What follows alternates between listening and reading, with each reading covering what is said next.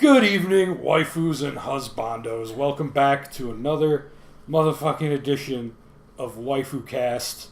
We are on location at the Realism residence, surrounded by waifu pictures and shit that I will never have. This is the waifu cave. The waifu cave. Well, I guess, just, We should probably introduce ourselves again. Just Yeah, hey. We're Who just are starting we? out. It's not like we're fucking known yet. What do we do? I am the Lunakage, the only Lunakage. I once saw a video on YouTube that was for Lunakage, and it was like a bunch of furry pictures and shit. I'm sorry. And I was like, no, that's not, no. I'm the only one. Okay. I am Orifice. He is. As in, I've seen it. I filled several. In his lifetime? In my lifetime. A couple he's not in super a variety proud of ways. Yeah. Feeding myself, sexing, Hey. drinking. Cleaning your ears? Yeah. Cleaning your ears. Cleaning my ears. I am Ryusuke, Ryoromeshi. the Re-Spirit Detective. Oh. The re-spirit gun. You didn't see the silent laughter because you're hearing it. And you didn't hear it either. So we weren't going to record this because of some bullshit power outages, but we made it. We out here.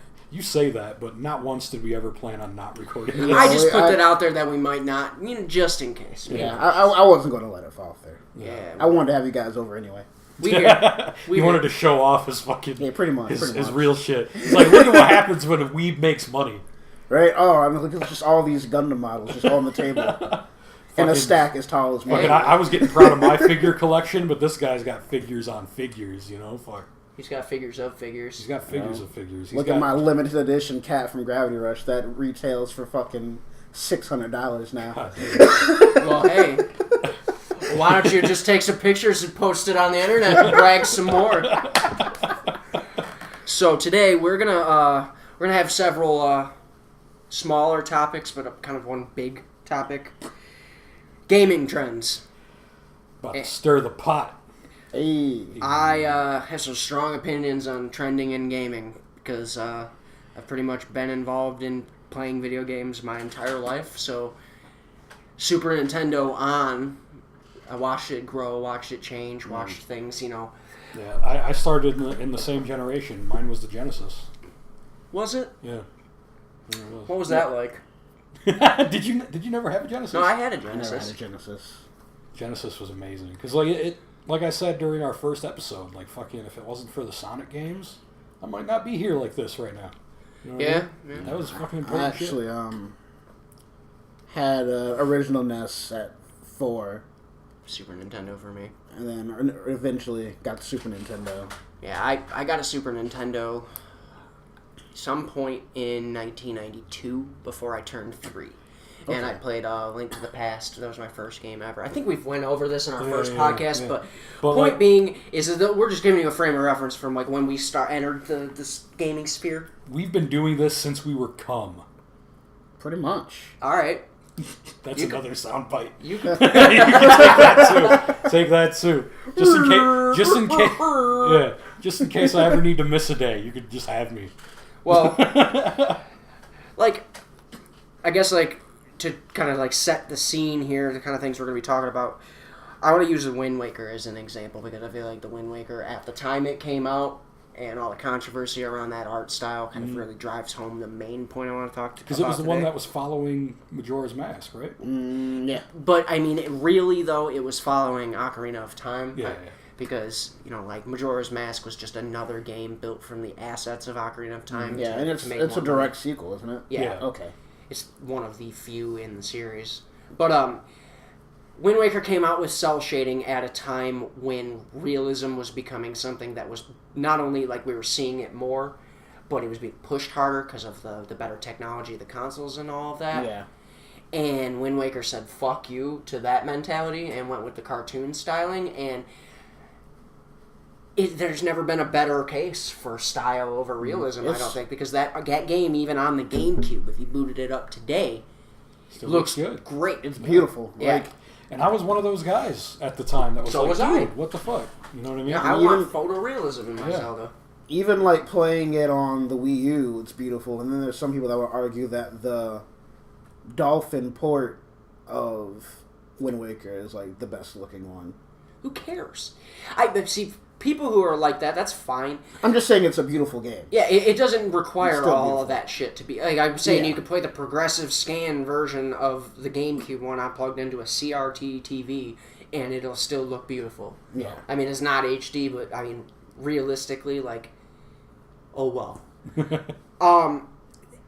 I feel like that's something that we've kind of bounced back and forth with the last couple of generations. Because like after the PS2, the Xbox, and the GameCube, it was really all about It was like the Great Depression. Yeah, of seriously. video I mean, games. even Japanese developers like Square were pushing hyperrealism in Yeah, Final Fantasy. and even They they're still still are. doing They it. still They're are. still doing it, and it's suffering. Dude, let me fucking... there was a post I saw on Twitter about this.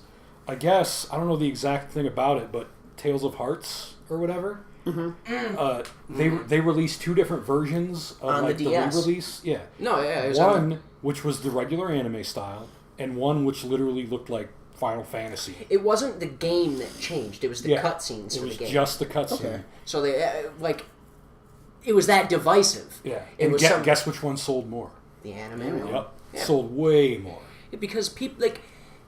Actually, I you can't say that people don't want realism because a lot of people really do. Yeah. Like we've got that Call of Duty culture and that Ubisoft. Like I love Far Cry, Watch Dogs culture and shit, and that's fine. Yeah, there's a time and a place for it, definitely. But it's not even just visuals in gaming that suffered though, because we're pumping all of this money in development into making these games pretty. We're spending all this money to develop technology that doesn't already exist, and you ultimately end up with a game that most of the budget got ate up on the technology you were trying to make, and not the the game. gameplay and the content ends up lacking. Final Fantasy 15 is the perfect example, and it's the most egregious one because it took 10 fucking years for them to release an incomplete game.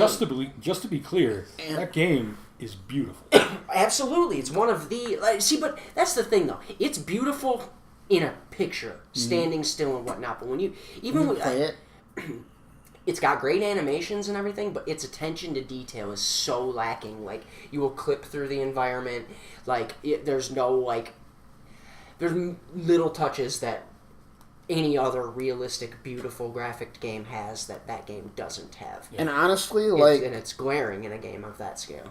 this is actually a really good example of a game being sacrificed to look pretty, because Square, ever since Western gaming really took off and started advancing in graphical power, they have been so desperate to be the leader in CG. and CG and just making pretty games again. They want to have the best engine, and they wasted. The reason why it took 10 years because they wasted so much time building Luminous when it barely worked. When they could have just used Crystal Tools, had it still look nice, and been a more fully realized game. No, I totally agree with you because, I mean, realistically, when you boil it down, Final Fantasy 15 doesn't really look like that much worse in motion and on a minute to minute than Advent Children did back in the day. Yeah, and that was built in Crystal Tools. Yeah. So it's you can't tell me that you couldn't have done that. And let's take it a step further, right? Think about the three. Let's just say the three most common examples of people's favorite Final Fantasy games. What are they going to be? 6, 7, probably 9, right? Yeah. None of those games even compare visually to 15. No, but even if you go back to the time that those games came out at, where I'm going to use 7 and 9 because it's easier. Mm-hmm. The CG in those games was pretty cutting edge for the time. Oh, definitely. But But they the didn't gameplay bother segments? to try to make the gameplay match that. Yep. Yeah. Because they understood that it was okay to have, I don't know, there's a certain spectacle to being taken out of your almost, cartoony game and thrust into a really epic cutscene. Definitely. Because it gives a sense of importance that's lost when it's just a transition from gameplay Yeah, to everything cutscene. is just in game now. Yeah, and it's that's fine, but it's not utilized in the same way that cutscenes were back then. Because, like I said, it wasn't like you've got a cutscene all the time. Fuck, man, you played through Final Fantasy 13, and you got to get through fucking however many chapters of basically just cutscene Cutscene, after yeah. cutscene in engine to get to any kind of freedom in that game. Like, the entire first fucking 11 chapters are as on rails as you could get. And you for don't that like genre. the biggest offense in that game is the fact that it takes all of that time before you're even allowed to freely like set your party up. And then, like, when you can free roam, it's like, okay, it's a dead world. Yeah, there's nothing to do. It's just fucking hunt creatures and shit. And it's just like, it's honestly, man, like I hate Final Fantasy 13. I think it's by far one of the worst. It's the worst bad. modern Final Fantasy. I will say that I do like the characters. 13.2 and Lightning Returns try to remedy a lot of the problems, but Tri-Ace isn't a good developer. Not that's anymore. true. That's true. Like, after, especially with what they did with fucking Star Star Ocean. Ocean. And Dude, they've shit on literally every franchise they've ever made that I enjoyed. Like, they took Valkyrie Profile and put out that trash fucking Exist archive game. And it's like, gameplay-wise, it is a Valkyrie Profile game. It has the same battle system, the same side-scrolling, dungeon crawling and shit, but it's just... It's a trash game otherwise. It doesn't have any of the story. It doesn't have the compelling characters. It's just a dungeon crawler with and it's like this. I feel like kind of segues us into our next thing because it's like gameplay versus story. This is a perfect example of how not marrying the two together is a huge problem because like Valkyrie Profile to me is one of the best playing RPGs of that time, and its battle system was super unique. It was essentially, you had 4 character parties and each one was assigned to a face button, X, triangles, whatever, and you could chain them together to do combos. And if you got a large enough combo, you could unleash special attacks and shit. And it was action-y, but it was also turn-based, and I liked the way that it worked. You can't just rip that battle system out of another game, though, and copy and paste it and hope to make a game that's just as good, because it didn't work with the Exist archive. I don't know. And then, for them, like, they haven't made a good Star Ocean in a long time. I mean, honestly, since 2. The last good Star Ocean was 2. People say, oh, 3, and fuck 3. Yeah, for real, 2 too. I didn't like 3. I played 4 was Last Hope, right? Yeah. I didn't mind 4. 4 was the only played one I've better ever, than 3, definitely. In my defense, I had the international version, which meant I could at least put it in Japanese, because the English dub is absolutely horrendous. Horrendous, but it had Laura Bailey, so I endured it. Fair. Fair. The fact that the main character's name was Edge Maverick Yeah. kind of helped out a little bit. I was like, yeah. And you know, He is That's the my Edge dude. Lord. That's my dude. He also destroyed the Earth, I guess. It's been a while. I would love it if like they would even consider going back and making a Star Ocean like 1 and 2. Yeah. Just give me sprite graphics and a decent Part of the story. Dude, like, Problem? fucking give it to Arc System Works. Man, part of the problem with the Star Ocean games is that the first one, after that game was made, the people who were important at Tri-Ace left and formed the Tales studio and made Tales of Fantasia. Really, I didn't even know that. Wolf Team, the team that made Tales of Fantasia, is like exclusively made up of people who made the first Star Ocean. Okay, That's why they which- share so much visually in common. Okay, that makes Which sense. team now. was that? Was that the one that made Vesperia or the team that made Graces? Well, I mean, we're talking about the original Tales Oh, team okay. And for that- the very yeah. first game. Okay. I don't know how it's split up now. Yeah. Because But there that is, like, makes sense supposedly then. 2 separate teams that makes the I Tales knew team. that- Yeah, there's always- one team that focuses on what are considered mothership titles in the Tales series, which are the main games, and then there are escort titles, which are spin-offs. And Well, no, it's not even that. Because even the mothership titles, they do have the difference in teams. will eat my ass. Hey, we can talk about that. All right. Well, I'm not totally against this idea. I guess okay. So to get us back on topic, gameplay is massively important at the end of the day. I think because why else are we playing games? of Like, course. if not to get some gameplay. I understand Right. the appeal of visual novels and stuff like that, but that's like again, I've played a few. I don't like to play them myself very much, but Kayla does, and I get it. I mean, it's not really any different. I feel like from reading a book. I see. Well, I guess for me, I'm more of that's why you see all my manga back there. I can't read a regular book to save my life. Yeah, yeah. See, I mean, I get that. But for aside from those types of things where it's like gameplay is not really like a thing, because like again, like visual novels, they're like very a specific. David Cage game. They're a very specific type of game. Yeah. Otherwise, though, here's where I'm at. Story cannot ever be the thing that makes a game great, in my opinion. Yeah. If the gameplay is garbage and the story is great, the game still sucks, in my opinion. And I'm gonna cite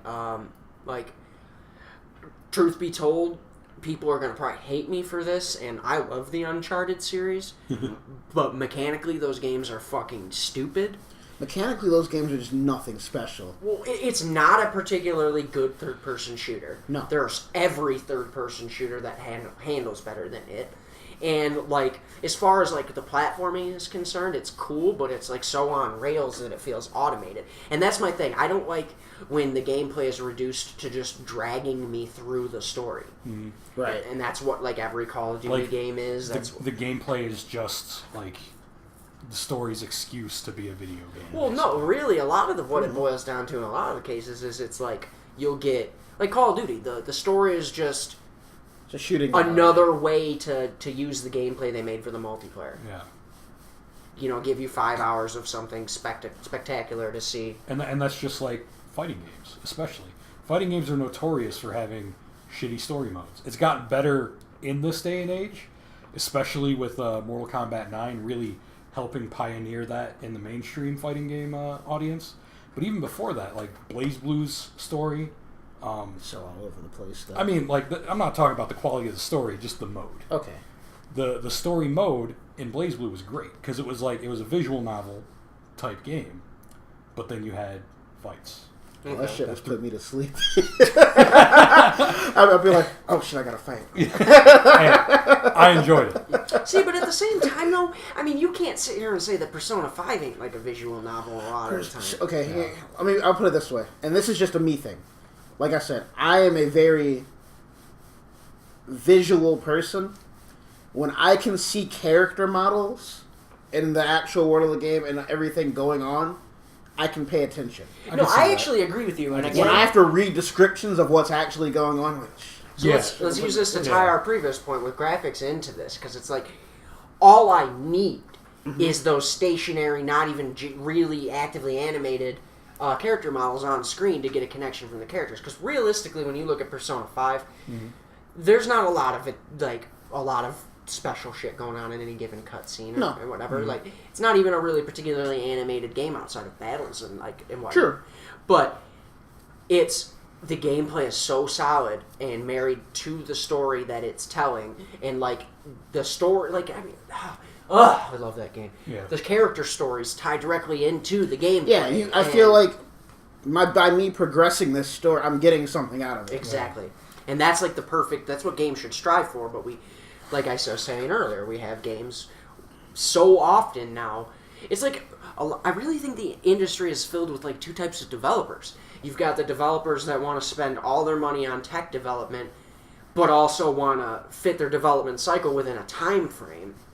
So they end up spending all that money to develop technology and end up releasing an incomplete game like Destiny or any number of other fucking things. And then you get companies that money's not the issue and technology's not the issue, but they're a small team. Yeah. I'm sorry, no, technology's not the issue, but money's the issue. They can't afford to be in full-time development all the time, so it takes forever for their game to come out. And then you got companies like Arc System Works that are just fucking amazing.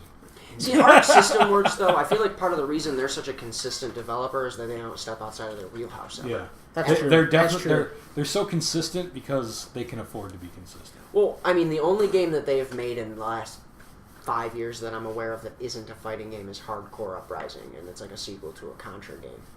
And it's just like a side-scrolling shooter. Oh shit, I haven't played that. Yeah, you're probably right. I mean, like, they do pretty much just stick to fighting games. Well, but at the same time, though, it's like outside of Capcom and Namco, they're like the only other relevant developer. And I mean, here's the thing, like, their fighting games, as far as, like, even just looking at the graphics, like, from a casual standpoint, not even talking as, like, a fighting game player, their games are timeless. Mm-hmm. Like, you could pop in Guilty Gear 1 and it'll still look good. Yeah. You know? And that No was worse a than PS1 game. Well, and people still play great. Super Street Fighter 2 and Yeah, shit. absolutely. And it looks better than that, certainly. Meanwhile, there's constant debate over whether or not Street Fighter 5 even looks good. Like, some True. people hate it. Some people True. don't mind it. Some people like it. Well, I I mean, actually do like it. Like, look at fucking this new Marvel vs. Capcom. Yeah, People are all absolutely. over it. And that is, again, art style. Uh-huh. Style is everything. Yeah. And it's like Breath of the Wild is going to be a game that 10 years from now people look at it and it will still be a beautiful game. Definitely. Because it's stuck with its art style. It's stuck with not a pseudo. It's like it is a between realistic and cartoonish. Had we have gotten that initial tech demo from the Wii U, Not so that shit much. wouldn't have aged. Oh, well look at at Twilight all. Princess. Twilight Princess Yeah. looks like trash. It looks now. like ass. It's easily the visually the worst Zelda game Straight up ass. over time, and it's because they went with a straight up realistic style. They didn't make that mistake again, though, and the most ambitious game they ever made is also one of the most beautiful games of all time because they had a focus on art style, and I think that show so we moved from the PS2 to the PS3. The emphasis was put on the power of the consoles and everything like that. Photorealism. And we all pushed that that real hard through that whole generation.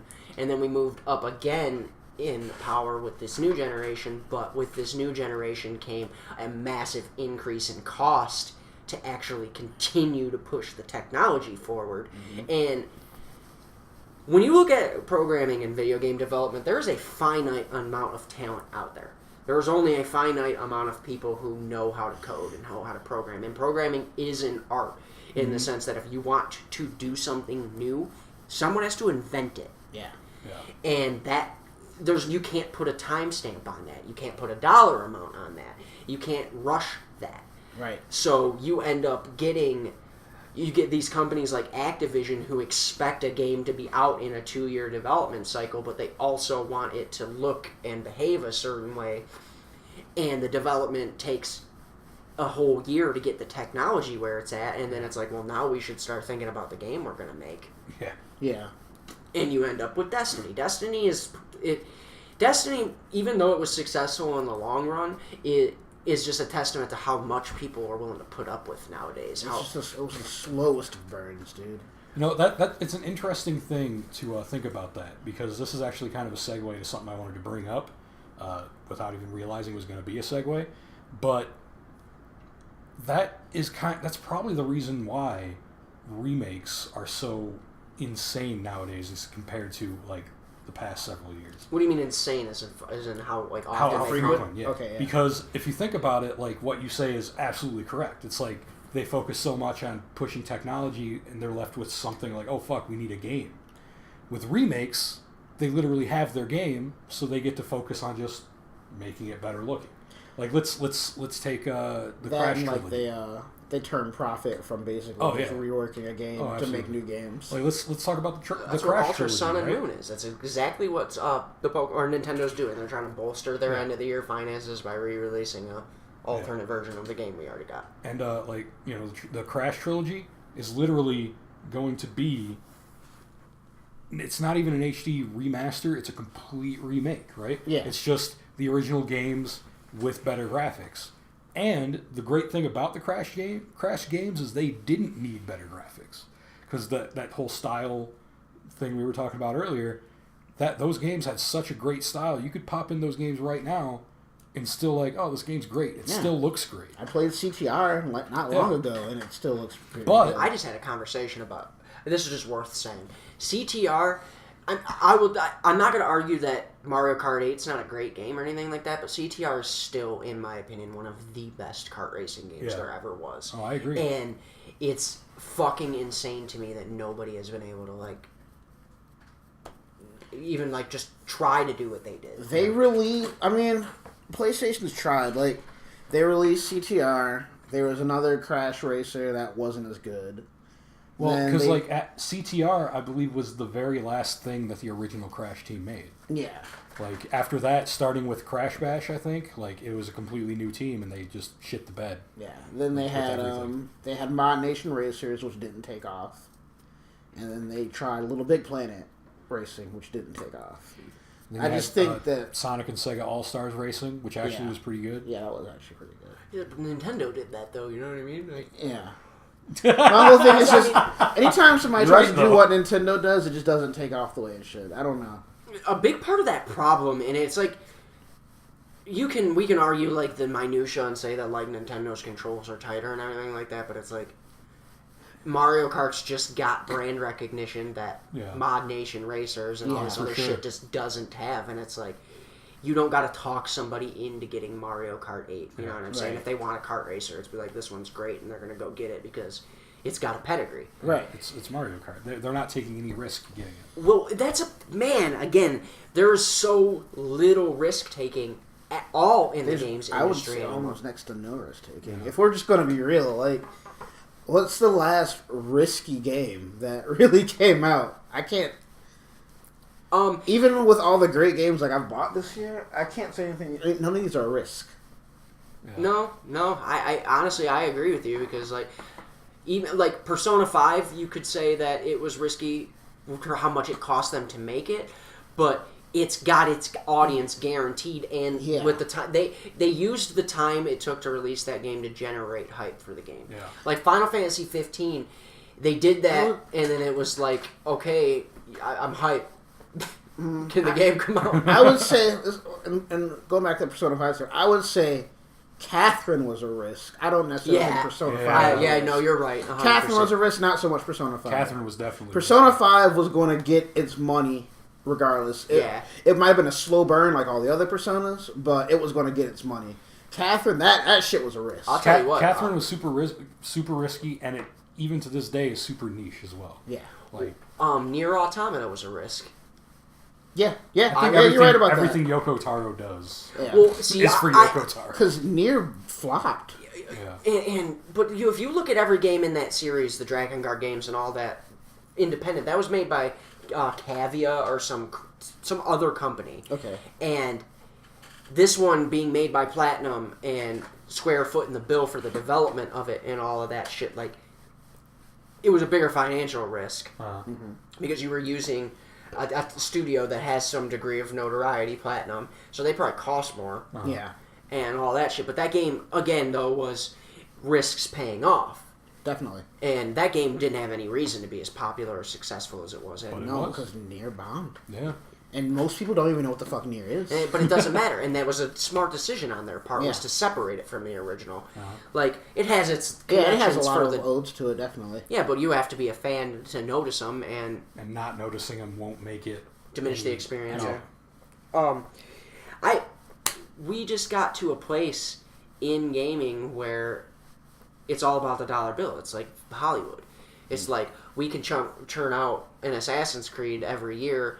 We offset them by their development cycles are offset by a year. So whatever the current one is coming out, it was started in development, a year before the one that came out before it came out, and it's just it's all business. And at the end of the day, we as consumers, and I say we, I don't mean us because we're not fucking plebs, but lots of people bought these games every fucking time, and millions of copies were sold, and they just kept doing it because why not?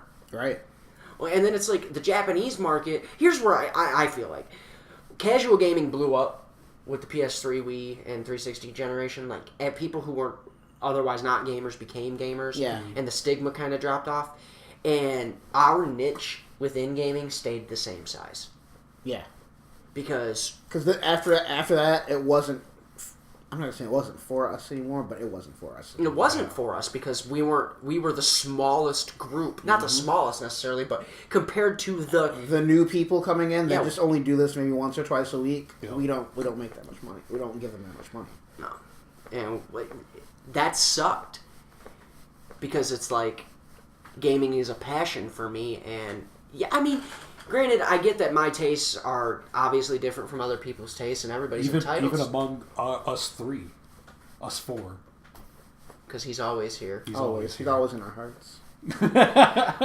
I just think, I don't know. I mean, I understand that people don't like RPGs, and I don't understand those people, but I understand that they exist. Yeah. And I'm not hating on... Yes, I am. I'm not gonna lie. If you like Ubisoft games a lot and aren't willing to admit that Ubisoft is fucking around, They haven't made an amazing game since Scott Pilgrim. then you get out of your ass a little bit. But if you can, it's fine to enjoy their games. For Honor, a lot of people love that game, and mechanically, from what I understand, it was a good game. It's on the technical side that they fucked up, and if you can't admit that, then that's... When Ubisoft lets niggas do what they want to do, though, they can make some okay shit. Oh, yeah. Like, Child of Light was great. Child of the Light was dope. Dude, Rayman Origins was great. That Ubi Art framework engine that they have is one of the best 2D engines there is. Yeah. But we're not making $60 off of a release out of that team. So it's not worth it to fuel them. Yeah. And I mean, think about that too. That kind of ties into it. Like you mentioned Rayman. Like I didn't even fucking remember Rayman was an Ubisoft game until you brought him up in this conversation. Because Ubisoft doesn't care about him. Yeah, because they're focusing on the hyper-realism, like you were saying. Making 30 different versions of Assassin's Creed. Yeah, meanwhile, Rayman, is a game that they could still be making bank with if they would just consistently make good Rayman games. But it's not the gritty reboot of Rayman where he's got fucking, 30 guns and he looks like Jason Statham.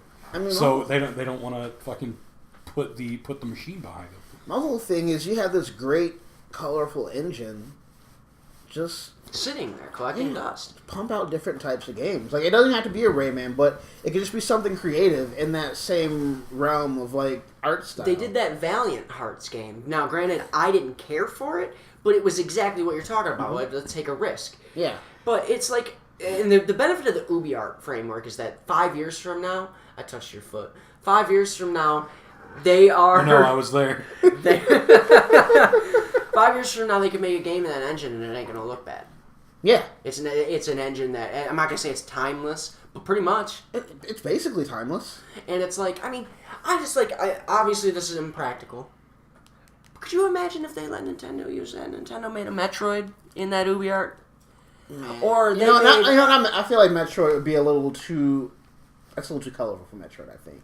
Maybe that's just me. But that's the thing.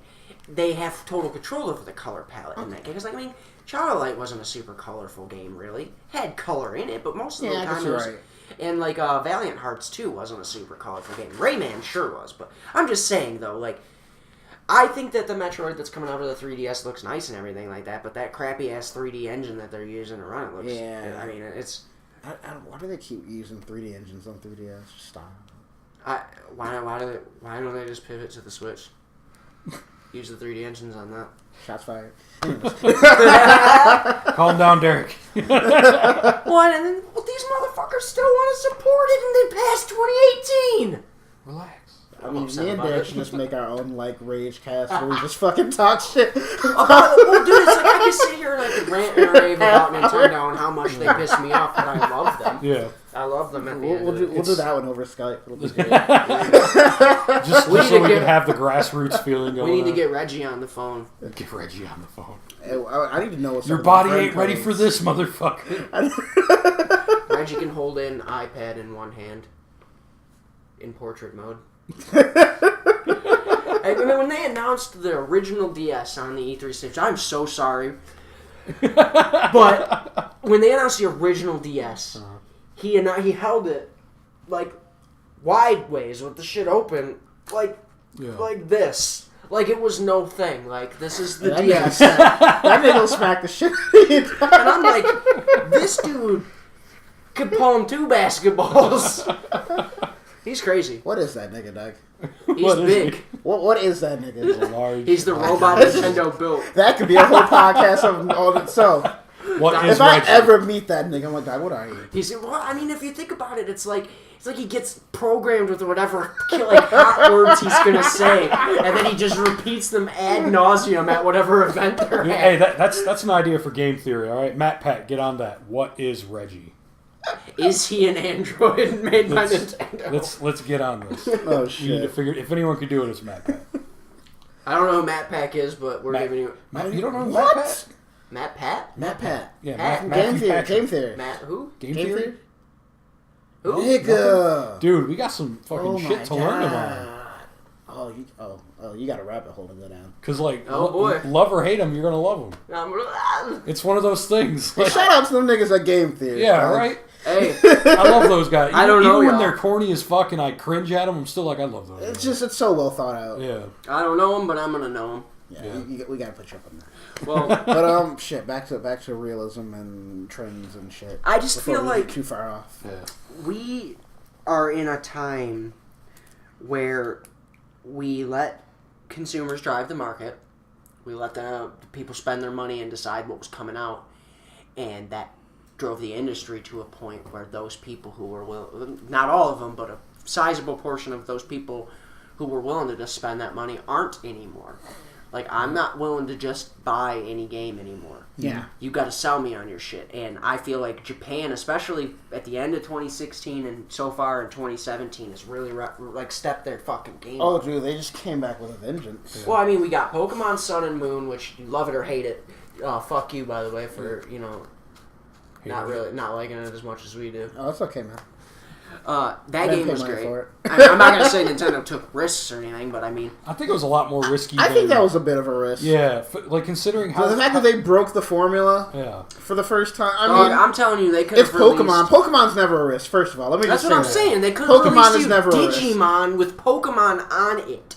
And people would have bought it and been like, fuck yeah! Like, triple Except for battles you. and I stuff. hate all the niggas, dog. You don't like Digimon? No, Digimon is superior in every way. Oh, I love Digimon. I see, like, I think that, like, series-wise, like, lore and all that, yeah, Digimon definitely Digimon's is. great. But Plus, there's games-wise, actual it don't waifus matter. in it. Okay, I can concede to that, but I think that the Cyber Sleuth series is up there. There's only one game in the series. Shut the fuck up, bro. They got one coming out. It's just a rehash of the... No, the fuck it's not! Don't fix what ain't broke. All right? No, I'm not even gonna hate because that game is like Persona. That game is great. Yeah, It's so good. Shit.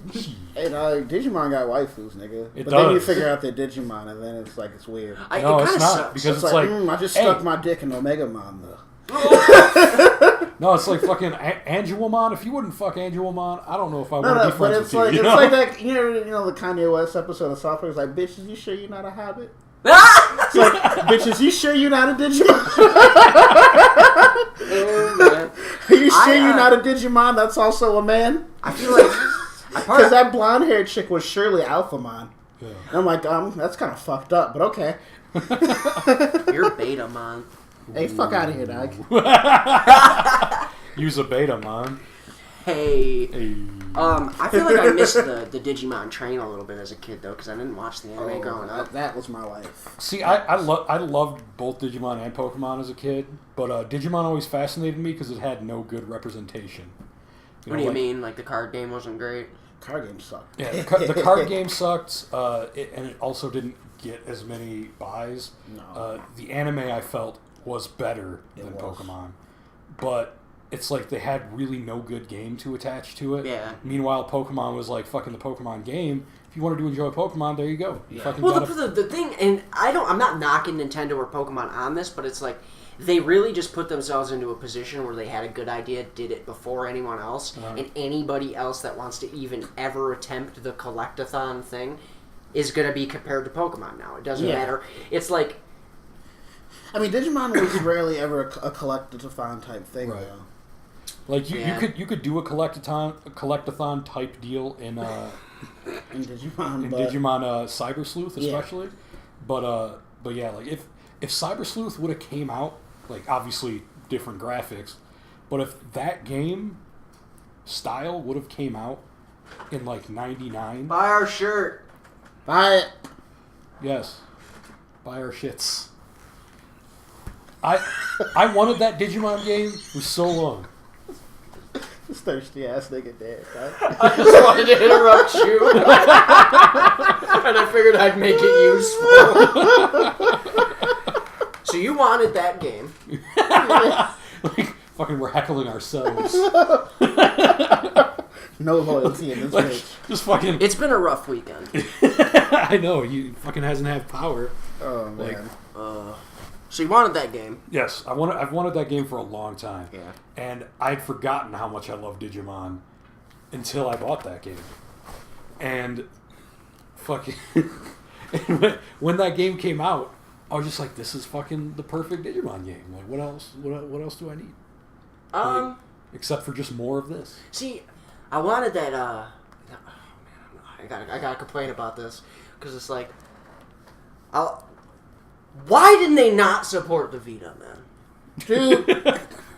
Because Sony doesn't care about the Because like I wanted that Digimon World game that came out for it, even if it isn't as good as Cyber Sleuth. It was better than what had come before. I felt like. Yeah.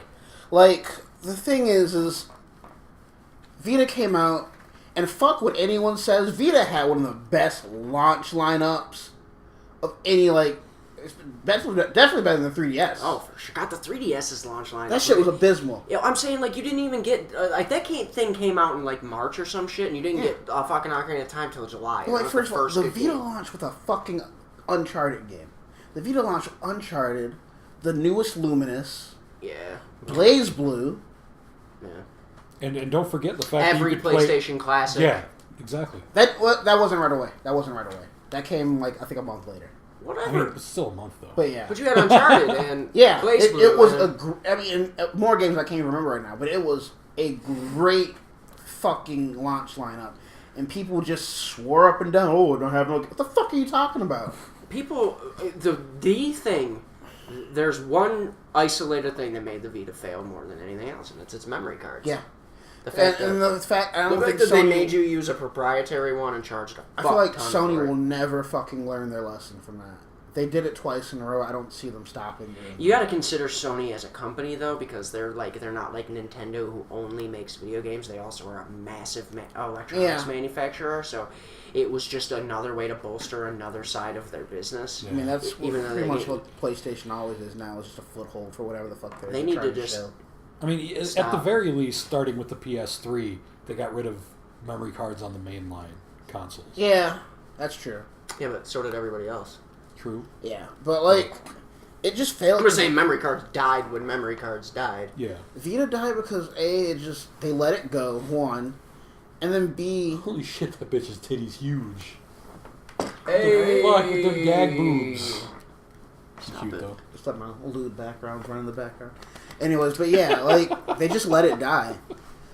Like, after Freedom Wars... What's up? After Freedom Wars. Let's just look out nude titties. Yeah, I live alone, nigga. I can do that shit. I just wasn't ready for it. I respect it. I just wasn't prepared. Okay. That's all I'm saying.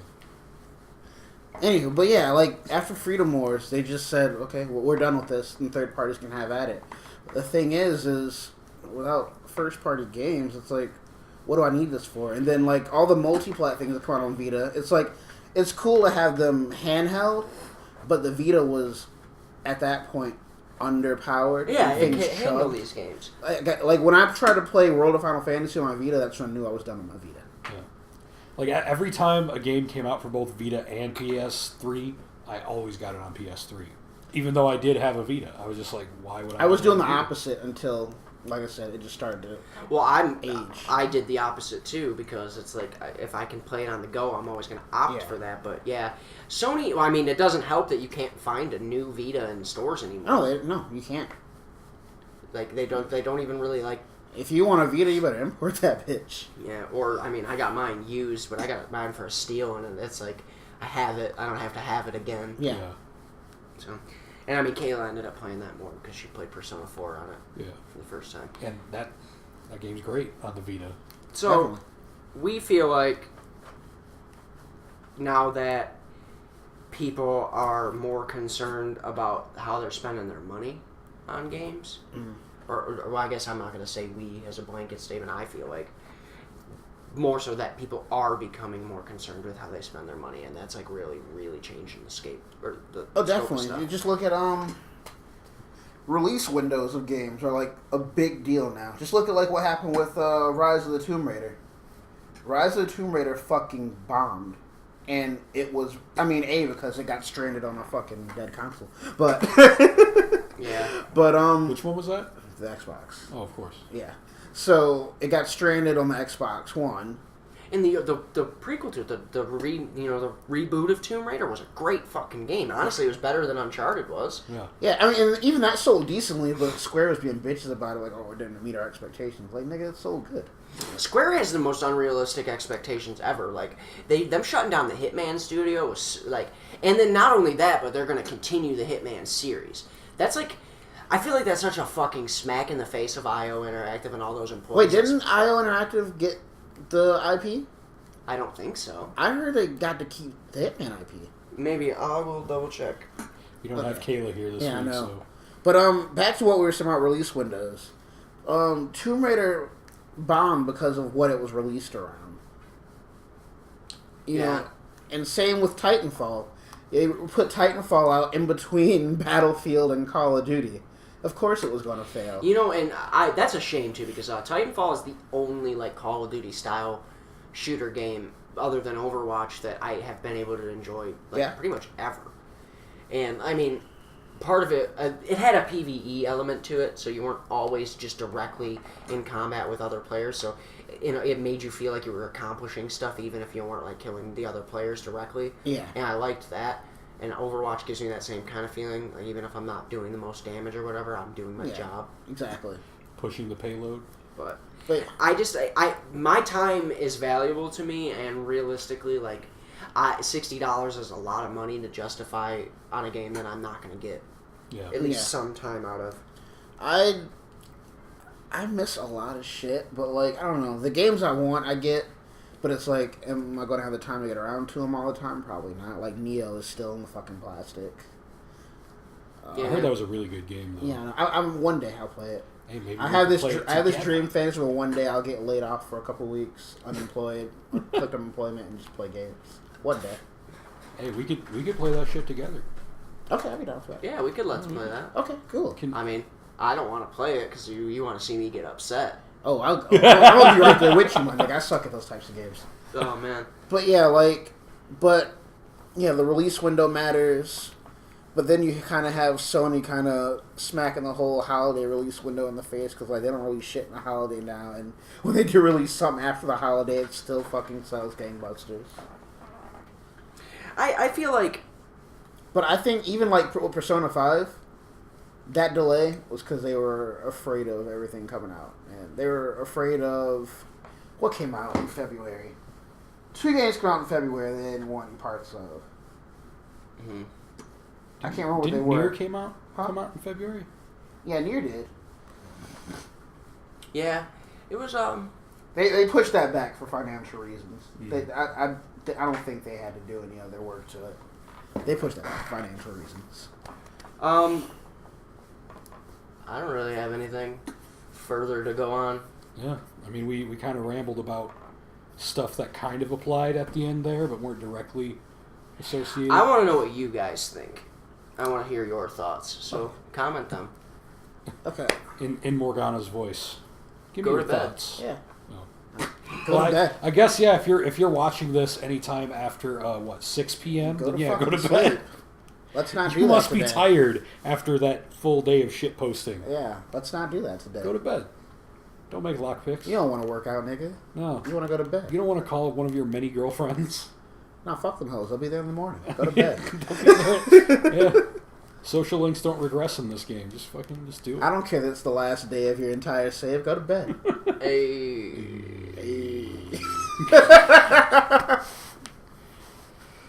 Yeah, so that's gonna call it a fucking night for the WaifuCast boys. Make sure to follow us on Patreon and those other things we don't have yet. In the meantime, follow us on things we do have. Twitter, Facebook. Like Twitter at WaifuCast. Hell yeah. Follow us on Facebook at Search WaifuCast. Search WaifuCast. We're on SoundCloud. Just fucking search WaifuCast. We are also... We're on Facebook. We're on Facebook. We're on iTunes. We're on iTunes. We're on Google Play. We're on Google Play. We're on all that shit. On We got YouTube. an RSS feed, nigga. Buy our shirts. Buy our shirts. Yeah, we're on fucking Red Bull. Buy that shit, nigga. Like we got like buy 30 of them hoes. Fucking buy 30 of them hoes. Get you a fucking buy 30 of them phone case. for your 30 hoes. Just buy some shit. Buy it. Buy it.